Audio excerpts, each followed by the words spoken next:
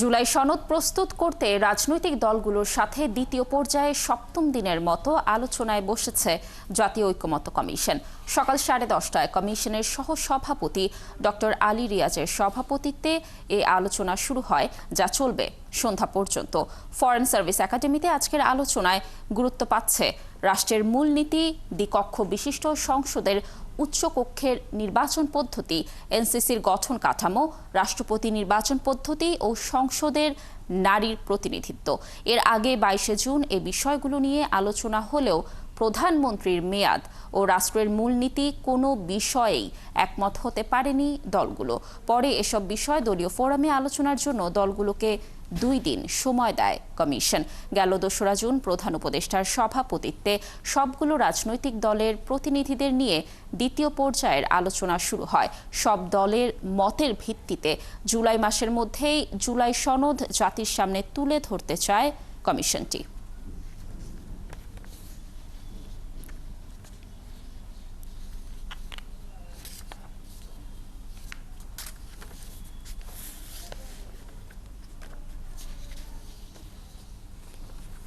ক্ষমতাচ্যুত সাবেক প্রধানমন্ত্রী শেখ হাসিনার আদালত অবমাননার মামলার শুনানি হবার কথা রয়েছে আজ।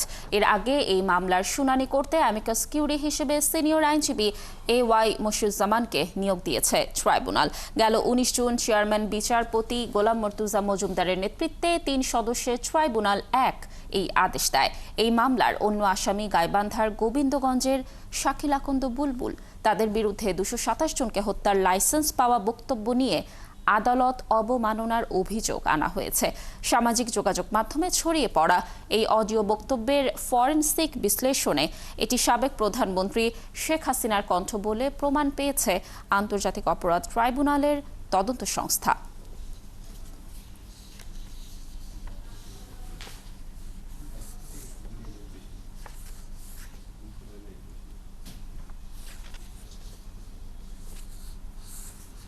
আন্তর্জাতিক অপরাধ ট্রাইব্যুনালে রয়েছেন আমাদের সহকর্মী সৈকত সাদিক, সেখানকার আরো খবর নিয়ে যোগ দিচ্ছেন আমাদের সাথে।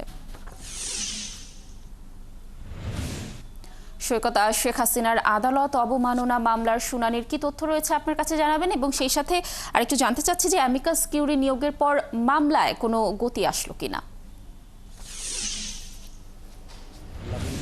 কিছুক্ষণের মধ্যে কিন্তু আজকে ক্ষমতাচ্যুত প্রধানমন্ত্রী শেখ হাসিনার বিরুদ্ধে যে আদালত অবমাননার মামলাটি হয়েছে সেই মামলার শুনানি এই আন্তর্জাতিক ট্রাইব্যুনাল 1-এ অনুষ্ঠিত হবে।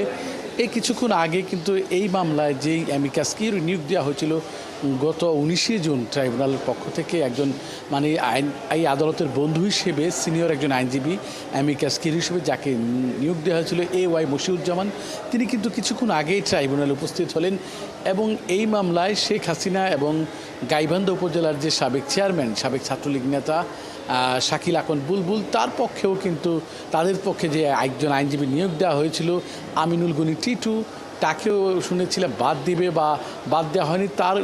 তিনি কি আজকে হাজির হবেন কিনা সেটা হয়তো কিছুক্ষণের মধ্যেই জানা যাবে যে তিনি হাজির হবেন কিনা এই মামলায়।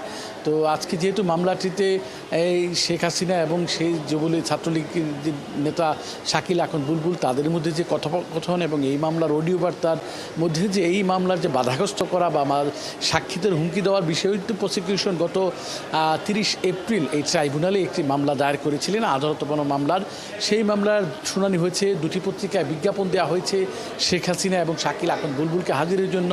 তারা হাজির না হওয়াতে এবং তাদের অনুপস্থিতিতে কিন্তু আজকে বিচারটি শুরু হবে এবং এই বিচারে আজকে কি আদেশ হবে কিনা বা আরও শুনানি হবে কিনা পুরো বিষয়গুলো কিন্তু জানা যাবে যে আজকের এই কিছুক্ষণ পরে এই মামলার শুনানির পরেই। তো যে আপনি যেহেতু বললেন যে মামলার কার্যক্রমের গতি, যেহেতু আজকে অ্যামিকাস কিউরি নিয়োগ দিয়েছেন, তিনি আজকে মামলা অংশ নেবেন, এই সব বিষয়গুলো আমরা আজকে শুনানির পরেই কিন্তু আমরা পরবর্তী সংবাদে দর্শকদের জানিয়ে দিতে পারবো যে আজকের এই আদালত অবমাননা মামলাটি শেখ হাসিনার বিষয়ে কী সিদ্ধান্ত হলো, তাকে কি সাজা দেওয়া হলো নাকি আরও শুনানি চলবে, এর জন্য আমাদের আরেকটু অপেক্ষা করতে হবে।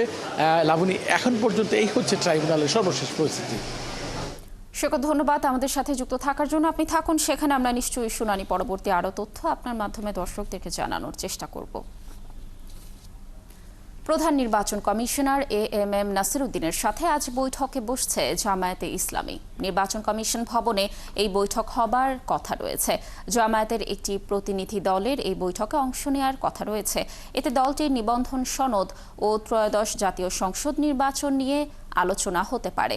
এদিকে মঙ্গলবার দাঁড়িপাল্লা প্রতীক সহ জামায়াতের নিবন্ধন ফিরিয়ে দিয়েছে নির্বাচন কমিশন।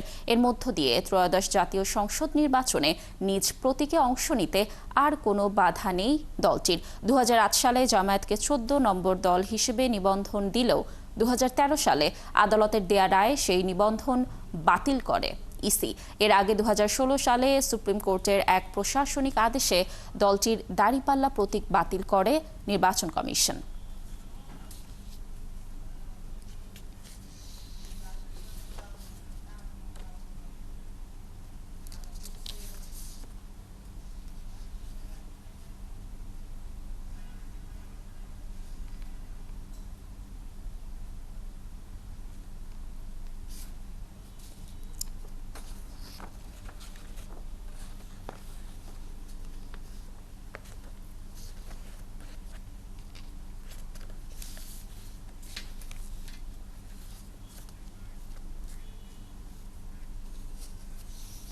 ভোটার তালিকা হালনাগাদ, নির্বাচনী কর্মকর্তাদের প্রশিক্ষণ, ভোটের সরঞ্জাম প্রস্তুত ও বিতরণ, সেই সাথে প্রযুক্তির নিরাপদ ব্যবহার, এসব ক্ষেত্রে কমিশনের সামনে চ্যালেঞ্জ দেখছেন বিশেষজ্ঞরা। তারা বলছেন, বর্তমান কমিশনের সামনে আছে বিশ্বাসযোগ্য একটি ভোটের আয়োজন করে নতুন ইতিহাস গড়ার সুযোগ। তবে সব চ্যালেঞ্জ মোকাবেলা করে সুন্দর একটি নির্বাচন আয়োজন করতে চায় কমিশন। নির্বাচন নিয়ে শাহনাজ শারমিনের 2 পর্বের ধারাবাহিকের আজ দেখুন শেষ পর্ব। অন্তর্বর্তীকালীন সরকারের প্রধান উপদেষ্টা পদের অন্তর্বর্তীকালীন সরকার নিজে নির্বাচনে অংশ নেবে না, কারণ তাদের কোনো দল নেই।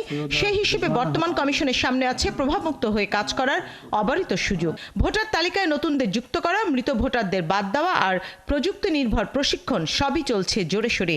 তবে এই প্রক্রিয়াগুলোতেও আছে চ্যালেঞ্জ।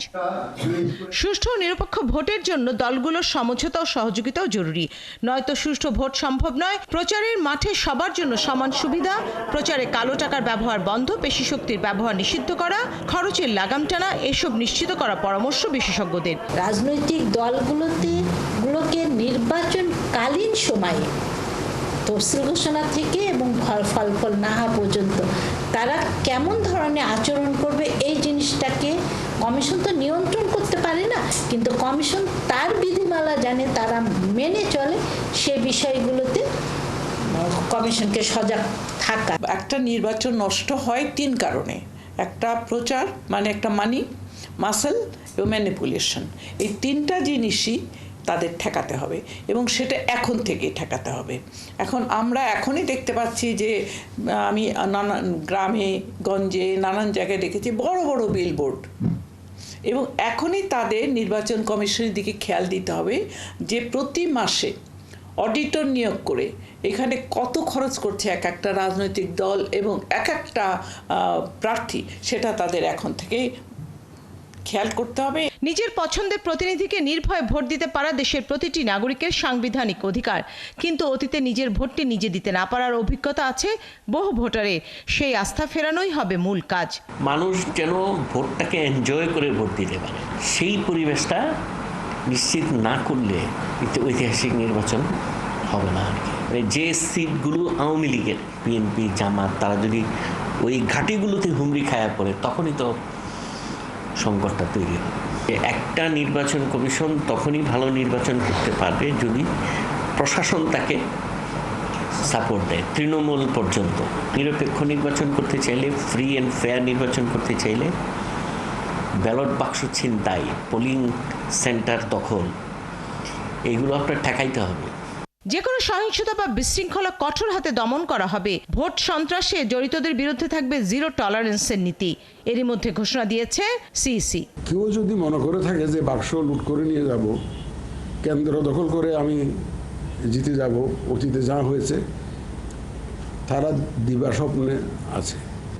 যারা ভোটের মধ্যে সন্ত্রাস করতে চায়, ভোট সন্ত্রাসী যারা, তাদের জন্য দুঃসংবাদ। এই ব্যাপারে আমি 0 টলারেন্স, আমি বললাম 0 টলারেন্স ইনশাআল্লাহ। সবার অংশগ্রহণে একটি প্রতিযোগিতামূলক ভোট চায় জনগণ। নির্বাচনের মাঠ প্রস্তুত হচ্ছে ধাপে ধাপে। তবে নিরপেক্ষ গ্রহণযোগ্য নির্বাচনের জন্য দরকার নিরাপত্তা আর রাজনৈতিক ঐক্যমত। শাহনাজ শারমিন, ৭১, ঢাকা।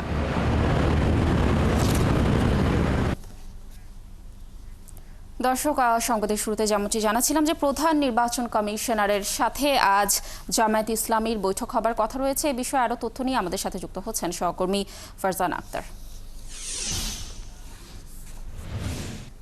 ফারজানা, জামায়াতের প্রতিনিধি দলটি কখন আসবেন আর জামায়াত থেকে আজকে কারা কারা যোগ দিচ্ছেন আলোচনায়, কি তথ্য রয়েছে জানাবেন?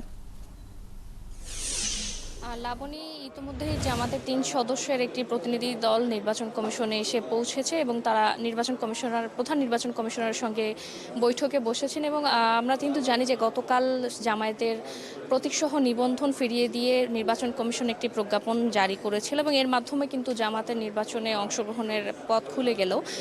বিগত সময়ে আমরা দেখছি ২০১৩ সালে জামায়াতের নিবন্ধন হাইকোর্টের আদেশে বাতিল করা হয়েছিল এবং এরপর জামায়াতের যে প্রতীক ছিল দাড়িপাল্লা, সেটি নিয়েও কিন্তু এক ধরনের তর্ক বিতর্ক ছিল এবং সেই দাড়িপাল্লা প্রতীক বাদ দেওয়ার জন্য ২০১৬ সালে হাইকোর্টের একটি পূর্ণাঙ্গ বেঞ্চ আদেশ দিয়েছিল। যেহেতু যেই দাড়িপাল্লা প্রতীকটি রয়েছে সেটি বিচারের প্রতীক, সেহেতু সেই ক্ষেত্রে এটি অন্য কোনো ব্যক্তি, প্রতিষ্ঠান কিংবা রাজনৈতিক দল ব্যবহার করতে পারবে না এবং এরকম একটি নির্দেশ দেওয়ার পর কিন্তু আমরা দেখেছি ২০১৭ সালে নির্বাচন কমিশন সেই দাড়িপাল্লা প্রতীক বাদ দিয়ে কিন্তু তাদের প্রতীকের যে তালিকা সেটি তৈরি করে এবং এরপর আমরা দেখেছি গত ১ জুন কিন্তু জামাত তাদের নিবন্ধন ফিরে পায় এবং সেই সময় তারা দাবি করেছিল যে দাড়িপাল্লা প্রতীক যাতে তাদেরকে ফেরত দেওয়া হয় এবং তারপর আমরা দেখেছি ৪ জুন কিন্তু নির্বাচন কমিশন সংবাদ সম্মেলনে জানিয়েছিল তারা সিদ্ধান্ত নিয়েছে সেই দাড়িপাল্লা প্রতীক ফিরিয়ে দেওয়া হবে এবং সেই অনুযায়ী আমরা দেখেছি গতকাল একটি প্রজ্ঞাপন জারি করা হয়েছে এবং যেমনটি বলছিলাম যে এখানে ৩ সদস্যের একটি প্রতিনিধি দল এসেছে। তারা মূলত এসেছেন নির্বাচন সংশ্লিষ্ট বিষয়ে কথা বলতে, নির্বাচনে এবং তাদের যে প্রতীক এবং এই সংশ্লিষ্ট বিষয় রয়েছে সেগুলো নিয়ে কথা বলতে। তবে কি নিয়ে আসলে বিস্তারিত আলোচনা হবে সেটি আমরা বৈঠকের পর বলতে পারবো। লাবণী। ফারজানা, ধন্যবাদ আমাদের সাথে যুক্ত থাকার জন্য। আপনি থাকুন সেখানে, নিশ্চয়ই আমরা বৈঠক পরবর্তী আরও তথ্য আপনার মাধ্যমে দর্শকদেরকে জানানোর চেষ্টা করব। দর্শক, সংবাদের শুরুতে যেমনটি জানাচ্ছিলাম যে জুলাই সনদ প্রস্তুত করতে রাজনৈতিক দলগুলোর সাথে দ্বিতীয় পর্যায়ে ৭ম দিনের মতো আলোচনায় বসছে জাতীয় ঐক্যমত্য কমিশন।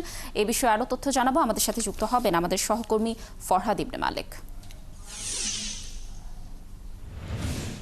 ফরহাদ, আজকের বৈঠকের মূল এজেন্ডাগুলো কি এবং সেই সাথে আরও জানতে চাচ্ছিলাম যে কিছু বিষয় তো অমীমাংসিত রয়ে গিয়েছিল, ওই বিষয়গুলো কি আজ গুরুত্ব পাচ্ছে কিনা আলোচনায়, কি তথ্য রয়েছে আপনার কাছে জানাবেন?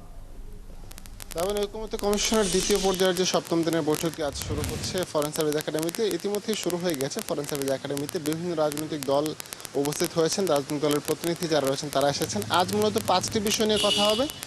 আমরা সাধারণত দেখে থাকি যে ঐক্যমত্য কমিশনের এই দ্বিতীয় পর্যায়ের যে বৈঠকগুলো হয়েছে, প্রথম দিনের বৈঠকে যা হয়, যে বিষয়গুলো অমীমাংসিত থাকে সেই বিষয় কোনো বিষয় আরও যুক্ত হয়।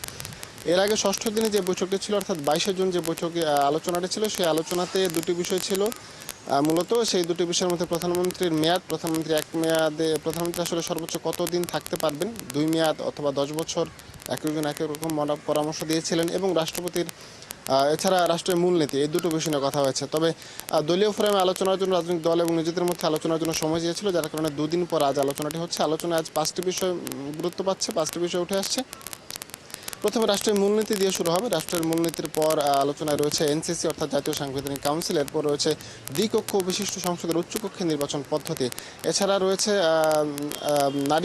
নারী আসনের তারা কিভাবে প্রতিনিধিত্ব করবে, 100 আসন থাকবে বা কিভাবে হবে, সেখানে 100 আসনের মধ্যে শুধু নারীরাই প্রতিনিধিত্ব করবে নাকি সংরক্ষিতভাবে দেওয়া হবে, এই বিষয়গুলো নিয়ে কথাবার্তা হবে। এছাড়া প্রধানমন্ত্রীর যে মেয়াদের কথাটা ছিল, এই বিষয়টা কিন্তু আজ উঠে আসেনি। রাজনৈতিক দলগুলো তাদের মধ্যে বা তাদের দলীয় ফোরামে আলোচনা করলেও আজ এই বিষয়টি ঐক্যমত্য কমিশন তোলেনি। আশা করা যাচ্ছে পরবর্তী দিনে এই বিষয়গুলো নিয়ে আলোচনা হবে। বেশ কিছু বিষয় এখনও পর্যন্ত অমীমাংসিত রয়েছে। এছাড়া রাষ্ট্রপতির নির্বাচন পদ্ধতি রয়েছে, আজ নির্বাচন পদ্ধতি নিয়েও কথা হবে। এছাড়া রয়েছে গত দিন অর্থাৎ 6ষ্ঠ দিন যে 3 নম্বর যে একটা বিষয় ছিল, সেই বিষয়টার মধ্যে আলোচনাসূচি ছিল যে এখানে যে আসনগুলো রয়েছে সেই আসনের সীমানা নিয়ে আলোচনা হবে। আলোচনাগুলো চলছে। আলোচনা শেষ হলে আসলে জানা যাবে মূল কী বিষয়গুলো নিয়ে আলোচনা হলো, কী বিষয়ে একমত হতে পেরেছে রাজনৈতিক দলগুলো, কী বিষয়ে একমত হতে পারেনি। তবে তার জন্য অপেক্ষা করতে হবে একেবারে সন্ধ্যা পর্যন্ত। লাবণী। ফরহাদ, ধন্যবাদ আমাদের সাথে যুক্ত থাকার জন্য। আপনি থাকুন সেখানে, নিশ্চয়ই আমরা এই বৈঠকের আরও তথ্য পরবর্তীতে আপনার মাধ্যমে দর্শকদেরকে জানানোর চেষ্টা করব। সিলেটে চোখ রাঙাচ্ছে করোনা। এখন পর্যন্ত প্রায় 150 জনের করোনা পরীক্ষায় 15 জনের শনাক্ত হয়েছে। এদিকে করোনার সংক্রমণ বাড়ায় আতঙ্কিত হচ্ছেন নগরবাসী। তবে করোনা নিয়ে আতঙ্কিত নয়, সচেতন থাকার পরামর্শ স্বাস্থ্য বিশেষজ্ঞদের। মোহিত দিদারের তথ্য ও ছবিতে প্রতিবেদন। সিলেটে গত 24 ঘন্টায় 26 জনের করোনা পরীক্ষা করা হয়েছে। এর মধ্যে শনাক্ত হয়েছে একজনের। আর এ নিয়ে এখন পর্যন্ত 15 জন করোনা আক্রান্ত হলেন। তবে এদের মধ্যে শুধু 8 জন বিভিন্ন হাসপাতালে চিকিৎসা নিচ্ছেন। এভাবে দিন দিন করোনা সংক্রমণ বাড়ায় বাড়ছে আতঙ্ক। আমরা যদি মাস্ক পরি বা স্বাস্থ্যবিধি মেনে বাইরে যাই, আমার মনে হয় আমরা করোনা আমাদেরকে খুব একটা ঘায়েল করতে পারবে না। বাইরে গেলে আমরা মাস্ক ইউজ করব, তাছাড়া বাসায় ফিরে অবশ্যই আমরা সাবান বা অন্যান্য জিনিসপত্র দিয়ে যেগুলো আমরা হাত পরিষ্কার করি সাধারণত এই জিনিসগুলো ব্যবহার করব। আমরা কিলা পরিষ্কার থাকতাম, পরিচ্ছন্নতা থাকতাম, মাস্ক ব্যবহার করতাম, এগুলো আমরা সবসময় হাত পাও পরিষ্কার রাখতাম। এদিকে করোনা সংক্রমণ বাড়ায় প্রস্তুত করা হচ্ছে হাসপাতালগুলো। শহীদ শামসুদ্দিন আহমেদ হাসপাতালে 100 শয্যার বেড প্রস্তুত রাখা হয়েছে, যেখানে 2টি ডায়ালিসিস বেড সহ মোট 16টি আইসিইউ বেড রয়েছে। পাশাপাশি নিরবচ্ছিন্ন অক্সিজেন সরবরাহ ব্যবস্থা থাকবে। এছাড়াও ওসমানী মেডিকেলে একাধিক ওয়ার্ড ও চিকিৎসক টিম করোনা মোকাবেলায় প্রস্তুত রাখা হয়েছে। তবে করোনা সংক্রমণ বাড়লেও আতঙ্কিত না হবার পরামর্শ স্বাস্থ্য বিশেষজ্ঞদের। যারা আসছে আমরা ওদেরকে র্যাপিড অ্যান্টিজেন টেস্ট এবং আরটিপিসিআর দিয়ে টেস্ট করা হচ্ছে এইটা, এবং ওদেরকে মূলত প্রিভেনশনের জন্য আমরা বেশি জোর দিচ্ছি যে মাস্ক পরা, হাত ধোয়া, মাস গ্যাদারিং থেকে দূরে থাকা, এইগুলো মেনটেন করতে পারলে আমরা মনে হয় আমরা থাকবো। জ্বর সর্দি হলেই করোনা পরীক্ষা করার অনুরোধ চিকিৎসকদের। পাশাপাশি হ্যান্ড স্যানিটাইজার ব্যবহার করা ও ভিড় এড়িয়ে চলার পরামর্শ তাদের। মনিরা কাজেরি, 71। দর্শক, সিলেটে করোনা পরিস্থিতি জানাতে যুক্ত হচ্ছেন সহকর্মী মোহিত দিদার। দিদার, করোনার সংক্রমণ তো বাড়ছে, কি বলছেন চিকিৎসকরা, আর হাসপাতালগুলো কতটা প্রস্তুত রোগীদের সেবা দিতে?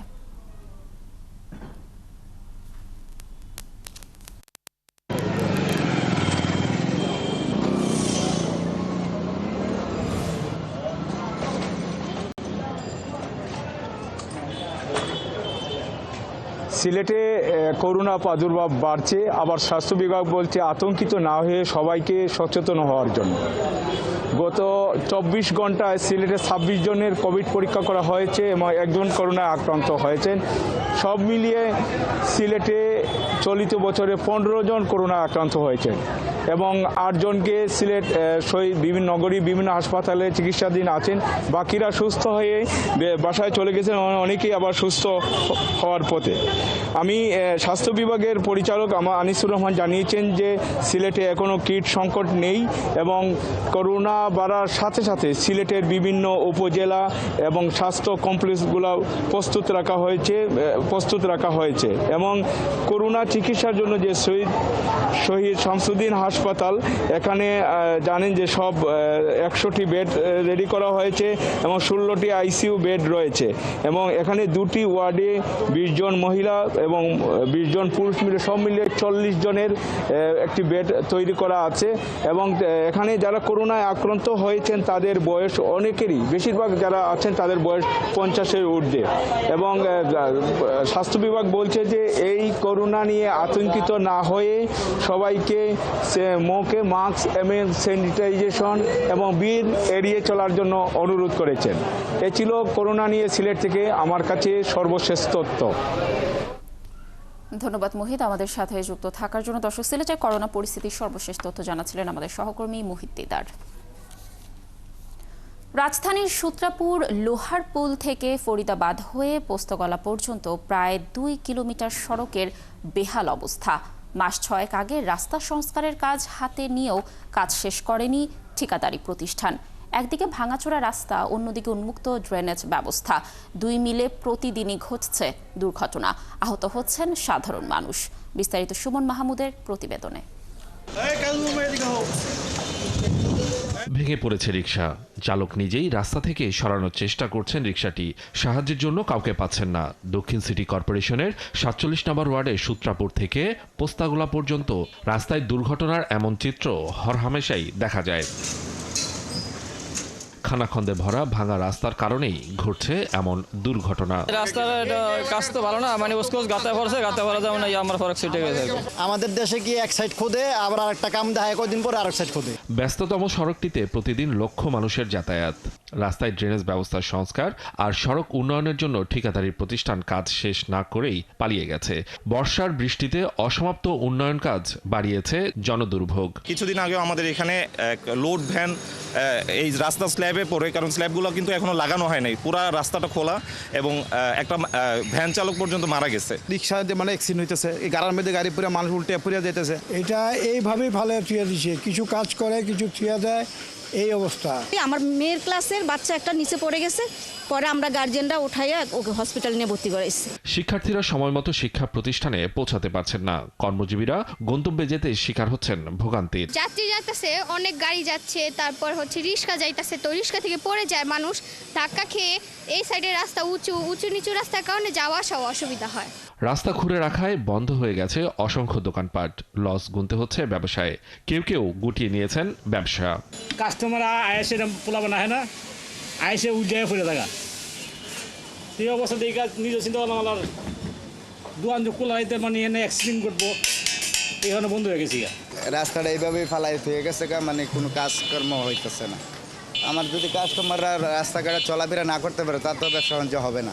পরে 1 থেকে 1.5 লক্ষ টাকা বৈশা খেয়ে লাইছি, আর বৈশা ভাড়া দিতে হইতেছে। খোলা থাকায় ড্রেনে পড়ে আহত হচ্ছেন অনেকে, এমন বেহাল দশা থেকে পরিত্রাণ চেয়েছেন এলাকাবাসী। যত দ্রুত সম্ভব যে এই রাস্তাটা যেন সমাধান হয়, আমাদের এই এলাকাবাসীর জন্য এটা একটা অভিশাপ হিসাবে আছে। সিটি কর্পোরেশনে ধর্ণা দিয়েও সমাধান পাননি স্থানীয়রা। সমস্যা সমাধানে সরকারের উচ্চ মহলের হস্তক্ষেপ কামনা করলেন এলাকার বাসিন্দারা।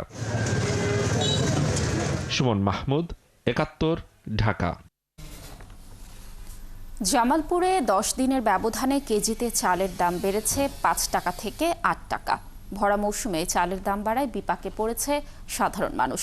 খুচরা ব্যবসায়ীদের দাবি, মিল মালিক আর আড়তদাররা সিন্ডিকেট করে বাজারে চালের দাম বাড়াচ্ছে।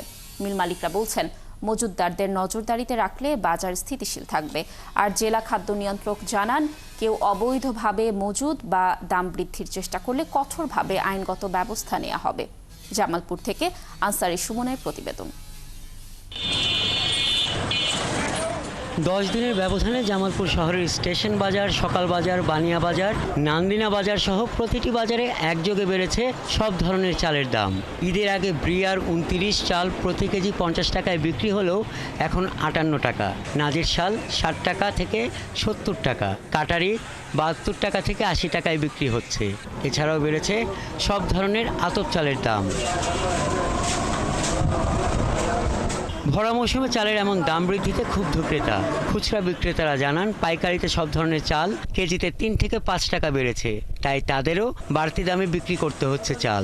বস্তায় প্রায় 150-140 টাকা, ঈদের পরে থেকে এখন পর্যন্ত বাইরে গেছে। খুচরা ব্যবসায় আমরা বিক্রি করতে আমাদের সমস্যা হচ্ছে। আমরা তো গরিব মানুষ, আমরা 5-10 কেজি চাল কিনে খাই। 5 কেজি চালে 40 টাকা বাড়তি হয়, তাহলে আমাদের মাটি মরা। ঈদের আগে যে চাল ছিল 1250 টাকা, ঈদের পরে এখন এই চাল আছে 1450 টাকা। এইভাবে তো চালের দাম বাড়ে, তাহলে আমরা সাধারণ মানুষ চাল কিনে খাবো। আড়তদারদের দাবি, মিলারদের নির্ধারণ করে দেওয়া দামে তাদের চাল বিক্রি করতে হয়, তাই চালের দাম বৃদ্ধির দায় মিলারের। বাজার একটু কম ছিল, বর্তমানে বাজারে 60 থেকে 80 টাকা প্রতি বস্তায় বৃদ্ধি পাইছে। এটা মূলত মিল মালিকের জন্য হয়েছে। আমরা ছোটখাটো ব্যবসায়ী, আমরা সামান্য লাভে ব্যবসা করি। মিল মালিক সমিতির পরিচালক জানান, দাম বৃদ্ধিতে তাদের দায় নেই। তারা প্রয়োজন অনুযায়ী ধান কিনে চাল করে বিক্রি করেন। মজুতদারদের বিরুদ্ধে অভিযান চালালে বাজার স্থিতিশীল থাকবে। যারা বড় মজুতদার তাদেরকে যদি অভিযানের আওতায় নিয়ে আসা হয়, তাহলে হয়তো এই মজুতদারি থেকে বেরিয়ে আসতে হবে এবং বাজারটা স্থিতিশীল হবে। জেলা খাদ্য নিয়ন্ত্রক জানান, নিয়মিত বাজার এবং মিলের মজুত নজরদারি করা হচ্ছে। যদি কোনো মিল মালিক বা কোনো ব্যবসায়ী অবৈধ মজুত করে বাজার বৃদ্ধির পায়তারা করে, সেক্ষেত্রে তাদের বিরুদ্ধে কঠোর আইনানুগ ব্যবস্থা গ্রহণ করা হবে। চলতি বোরো মৌসুমে জেলায় 1,27,000 হেক্টর জমিতে ধানের আবাদ হয়েছে। চাল উৎপাদন হয়েছে 5,65,492 মেট্রিক টন। হাসান আহমেদ, 71। দর্শক, এই মুহূর্তে বিডিআর কমিশন সংবাদ সম্মেলন করছে, আমরা সরাসরি চলে যাচ্ছি সেখানে। ফেব্রুয়ারি সকাল থেকেই পিলখানার ভিতরে আটকে পড়া অফিসার ও তাদের পরিবারের সদস্যদের বারংবার অনুরোধ ও আপত্তি সত্ত্বেও কোনো ব্যবস্থা নেওয়া হয়নি। এ পর্যন্ত প্রাপ্ত তথ্য উপাত্ত বিশ্লেষণ করে এটা বলা যায় যে তৎকালীন সশস্ত্র বাহিনীর কমান্ড ও আইন শৃঙ্খলা রক্ষাকারী বাহিনীগুলো সময়মতো সিদ্ধান্ত গ্রহণ করেনি এবং অপরাধ সংগঠনের সময় তারা নিষ্ক্রিয় অবস্থায় ছিল, যার ফলে তারা বিদ্রোহ ও হত্যাকাণ্ড প্রতিহত করতে কার্যকরী পদক্ষেপ গ্রহণ করেনি। তৎকালীন গোয়েন্দা সংস্থাগুলো দায়িত্ব পালনে চরম অবহেলা ও ব্যর্থতার পরিচয় দিয়েছে বলে এ পর্যন্ত প্রাপ্ত তথ্যে প্রতীয়মান। গোয়েন্দা ব্যর্থতার স্বরূপ ও কারণ বিশ্লেষণ করা হচ্ছে। ঘটনা ভিন্ন খাতে প্রবাহিত করা, আলামত ধ্বংস করার প্রয়াস প্রতীয়মান হয়েছে। এর পিছনে দায়ী ব্যক্তি ও সংস্থাগুলোকে চিহ্নিত করা হচ্ছে।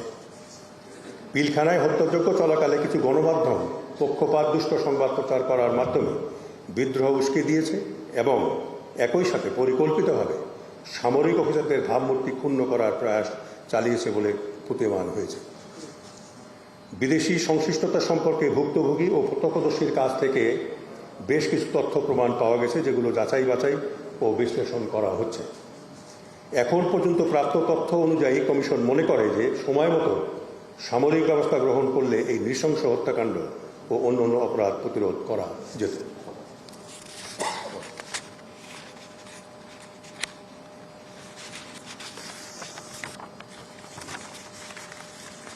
তদন্তের সাথে গৃহীত পদক্ষেপ, দেশ থেকে নিষেধাজ্ঞা, প্রাপ্ত তথ্য বিশ্লেষণ ও তদন্ত কার্যক্রমে অধিকতর সাক্ষ্য গ্রহণের জন্য কমিশন 33 জন ব্যক্তির দেশ ত্যাগের উপর নিষেধাজ্ঞা জারি করেছে। বিশেষ বিজ্ঞপ্তি, পলাতক ব্যক্তিবর্গের সাক্ষ্য প্রদানের জন্য কমিশন 3টি বিশেষ বিজ্ঞপ্তি প্রচার করেছে। সর্বশেষ প্রকাশিত বিশেষ বিজ্ঞপ্তি সংযুক্ত। কমিশনের তদন্ত প্রতিবেদন, প্রাপ্ত সাক্ষ্য প্রমাণের ভিত্তিতে কমিশন তদন্ত প্রতিবেদনের প্রাথমিক খসড়া তৈরি করেছে, যা বর্তমানে কমিশন সদস্যগণ পর্যালোচনা করছেন। কিছু গুরুত্বপূর্ণ সাক্ষীর সাক্ষ্য গ্রহণ চলমান রয়েছে এবং প্রাপ্ত তথ্য উপাত্ত বিশ্লেষণের জন্য আরও কিছু গুরুত্বপূর্ণ ব্যক্তিবর্গের পুনঃ সাক্ষ্য গ্রহণ প্রয়োজন হবে। দর্শক, আমরা এতক্ষণ যুক্ত ছিলাম বিডিআর কমিশনের সংবাদ সম্মেলনে। মার্কিন প্রেসিডেন্ট ডোনাল্ড ট্রাম্প জোর দিয়ে বলেছেন যে ইরানের পারমাণবিক স্থাপনাগুলি মার্কিন সামরিক হামলায় সম্পূর্ণভাবে ধ্বংস হয়েছে। যদিও মার্কিন গোয়েন্দারা তাদের প্রাথমিক মূল্যায়নে জানিয়েছেন হামলায় ইরানের পারমাণবিক কর্মসূচির মূল উপাদান ধ্বংস হয়নি। সংবাদ মাধ্যম CNN বুধবার এক প্রতিবেদনে এ তথ্য জানিয়েছে। মার্কিন গোয়েন্দারা প্রাথমিক যে মূল্যায়ন প্রদান করেছেন সেটি 4 জন ব্যক্তি CNN-কে জানিয়েছেন। পেন্টাগনের গোয়েন্দা শাখা ডিফেন্স ইন্টেলিজেন্স এজেন্সি DIA এই প্রতিবেদন তৈরি করেছে, যা এর আগে প্রকাশিত হয়নি। তবে হোয়াইট হাউস এই মূল্যায়নের অস্তিত্ব অস্বীকার করেছে। হোয়াইট হাউসের প্রেস সেক্রেটারি ক্যারোলাইন লেভিট এক বিবৃতিতে বলেছেন, এই তথাকথিত মূল্যায়ন সম্পূর্ণ ভুল এবং এটি সর্বোচ্চ গোপনীয় বিষয় ছিল। তবুও গোয়েন্দাদের মধ্যে কোনো ব্যক্তি এটি CNN-কে লিক করেছে। এই মূল্যায়ন ফাঁসের পেছনে একমাত্র উদ্দেশ্য হল প্রেসিডেন্ট ট্রাম্পকে হেয় করা। এদিকে ইরানের পারমাণবিক শক্তি সংস্থার প্রধান মোহাম্মদ ইসলামি বলেছেন, তার দেশের পারমাণবিক কর্মকাণ্ডে কোনো ব্যাঘাত ঘটেনি। ব্যাঘাত রোধ করার জন্য সব ব্যবস্থা নেওয়া হয়েছে।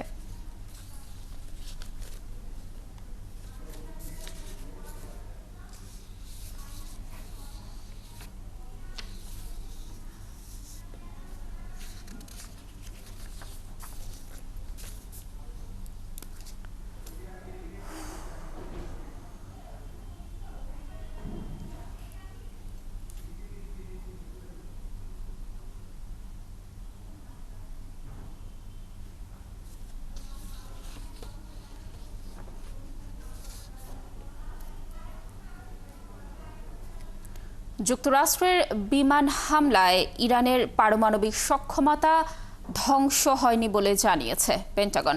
তবে এ তথ্য অস্বীকার করেছেন মার্কিন প্রেসিডেন্ট ডোনাল্ড ট্রাম্প।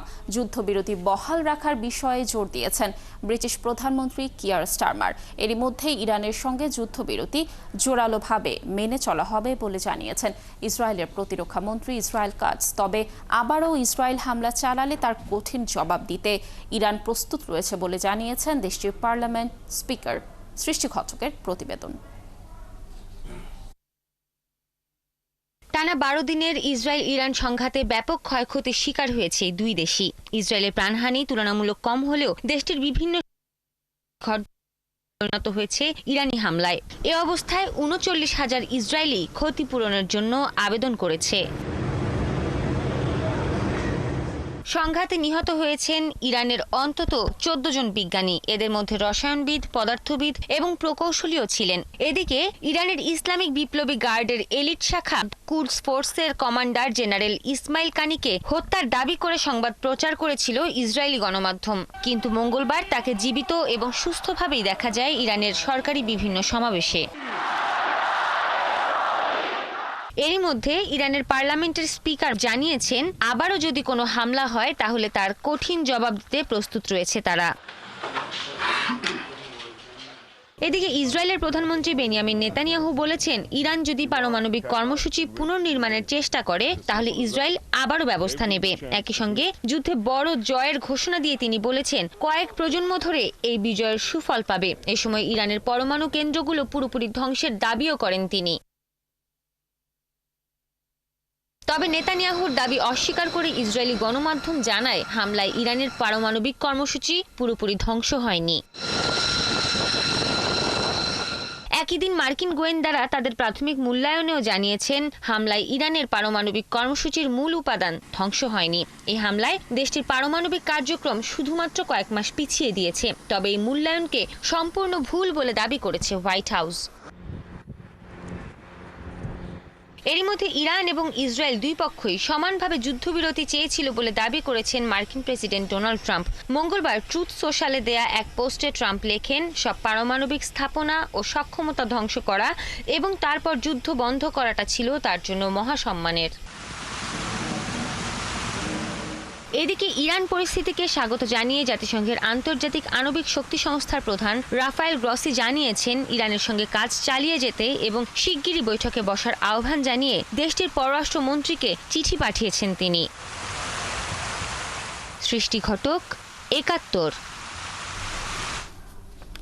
এবার রিপাবলিকান আইন প্রণেতা বাডি কার্টার এই পুরস্কারের জন্য ট্রাম্পকে মনোনীত করেছেন। এ বিষয়ে বাডি কার্টার নোবেল শান্তি পুরস্কার কমিটিকে পাঠানো একটি চিঠি লিখেছেন। তিনি বলেন, ইসরায়েল ও ইরানের মধ্যে সশস্ত্র সংঘাতের অবসান ঘটাতে এবং বিশ্বের সবচেয়ে বিধ্বংসী পরমাণু অর্জন থেকে বিরত রাখতে ট্রাম্পের অসাধারণ ও ঐতিহাসিক ভূমিকা রয়েছে। চিঠিতে কার্টার আরও লেখেন, প্রেসিডেন্ট ট্রাম্পের হস্তক্ষেপ দুই দেশের যুদ্ধবিরতি চুক্তিতে পৌঁছানোর ক্ষেত্রে গুরুত্বপূর্ণ ভূমিকা পালন করেছিল, যা অনেকেই অসম্ভব বলে মনে করেছিল। ট্রাম্প ইরানের পারমাণবিক উচ্চাকাঙ্ক্ষা রোধ করার জন্য এবং ইরান যাতে পারমাণবিক অস্ত্র অর্জনে সক্ষম না হয় তা নিশ্চিত করার জন্য সাহসী সিদ্ধান্তমূলক পদক্ষেপ নিয়েছিলেন বলেও জানান কার্টার। রাজধানীর শেরেবাংলা নগরে বাংলাদেশ চীন মৈত্রী সম্মেলন কেন্দ্রে পরিবেশ ও বৃক্ষ মেলার উদ্বোধনী অনুষ্ঠানে কথা বলছেন প্রধান উপদেষ্টা ডক্টর মোহাম্মদ ইউনূস। আমরা সরাসরি চলে যাচ্ছি সেখানে।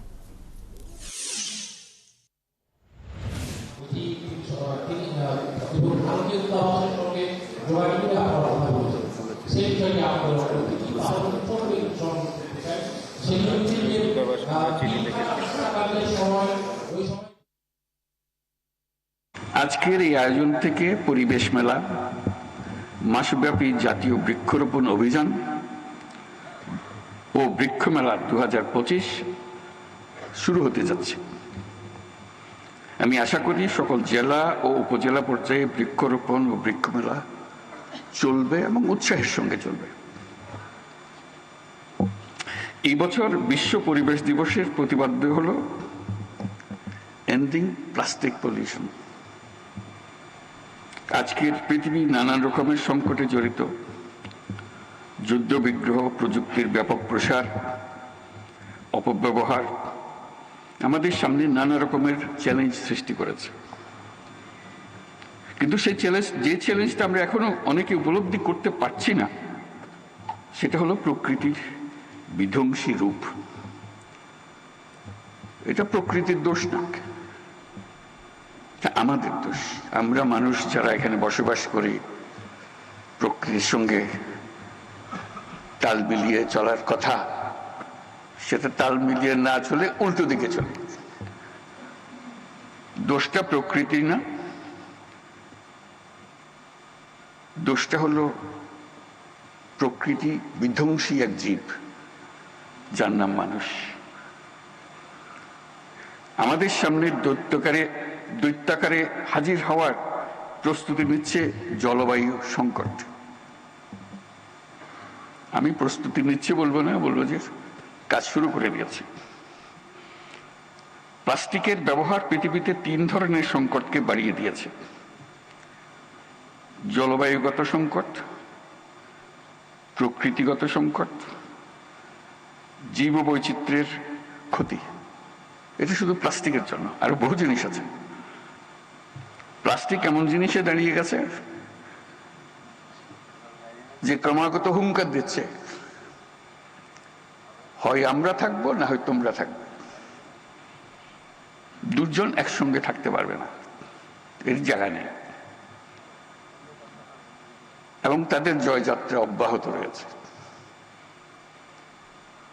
তারা দাঁড়িয়ে দাঁড়িয়ে খিলখিল করে হাসি আমাদের অসহায়ত্ব দেখে, আমাদের উদ্যোগের অভাব দেখে, যে আমরা সব জয় করে নিলাম, তোমরা কিছুই করতে পারতেছো না। সেই অসহায় অবস্থা থেকে আজকে আমরা এই 2025 সালের এই দিবস উদযাপন করছি। প্লাস্টিক ব্যবস্থাপনা ঠিকঠাক না থাকায় পৃথিবীর জলাশয়গুলো পলিথিন আর প্লাস্টিকে ছেয়ে গেছে। জীববৈচিত্র্য ধ্বংসের মুখে পড়ছে। কেন? আমাদের কি শক্তি নাই বলে? তা না, আমরা পাত্তা দিচ্ছি না বলে। আমাদের কোনো গরজ না, চলছি তো, ঠিকই তো আছে। এই করতে করতেই আমাদের শেষ। এই দিবস পালনের মাধ্যমে যদি কিছুটা সজাগতা আমাদের কাছে আসে, নতুন দৃষ্টিভঙ্গি, নতুন কর্মোদ্যোগ আসে, তাহলে হয়তো একটা সম্ভাবনা সৃষ্টি হতে পারে। এখনো হয়নি, এখন আমরা অবলুপ্তির পথে, রক্ষা করার কোনো উপায় নাই। এই এমন এক জিনিস প্লাস্টিক, যার জন্ম আছে, মৃত্যু নাই। এই হলো তার বৈশিষ্ট্য। পৃথিবীর সবকিছুর মৃত্যু আছে, তার মৃত্যু নাই।